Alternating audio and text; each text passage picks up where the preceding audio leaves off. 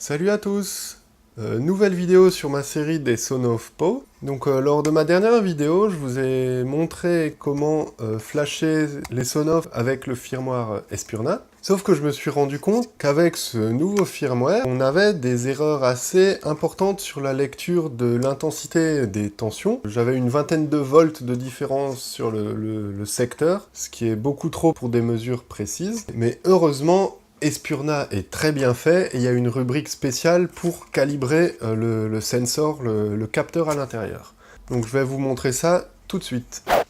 Donc j'ai deux multimètres ici. Celui-ci prend la tension secteur, et celui-ci prend le courant sur la sortie du pot.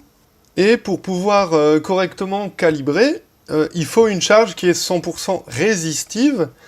Donc un élément chauffant fait bien l'affaire. Et moi, ce que j'ai sous la main, c'est ce magnifique grille-pain. Donc je vais m'en servir pour faire la calibration.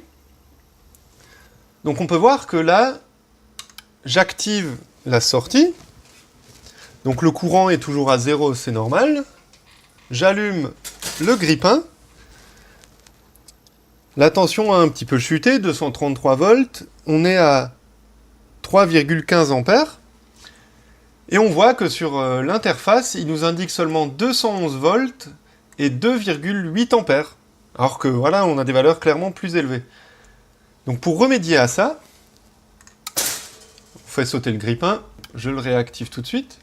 Donc on va dans Sensors, et là, on peut calibrer l'Energy Monitor. Donc quand la charge est en fonction, on va lui indiquer le courant, la tension et la puissance consommée en instantané.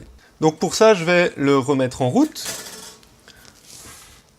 On va attendre que les tensions se stabilisent.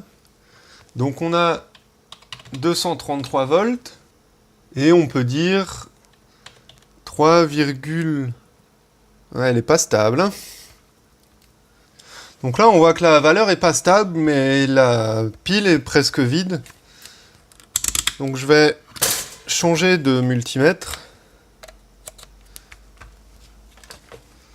On va passer à ce super multimètre. Donc position ampère alternatif, je remets en route. Donc là, on est un peu plus stable. On peut dire 3,3 ampères, 234 volts. Ça nous fait 772. Donc 3,3, 240 volts, 772,2 watts. Je save. Donc ça, à faire bien sûr charge allumée. Bah, il vient de sauter, ça tombe bien. Donc charge sous tension parce que on va lui dire que cette tension, ce courant correspond à ces valeurs-là. Et là maintenant, si je retourne dans statut, que je remets en route, normalement, il devrait être beaucoup plus juste.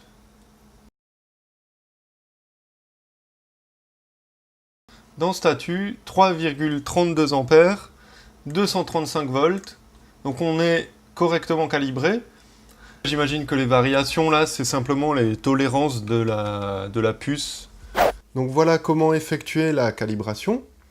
Alors on voit qu'il y a quand même une grande importance à le faire. Pendant la calibration, il faut évidemment pas se tromper sur les valeurs qu'on donne, hein, pas faire ce que je fais. Au début, j'utilisais la dernière version de Espurna, la 1.12.4.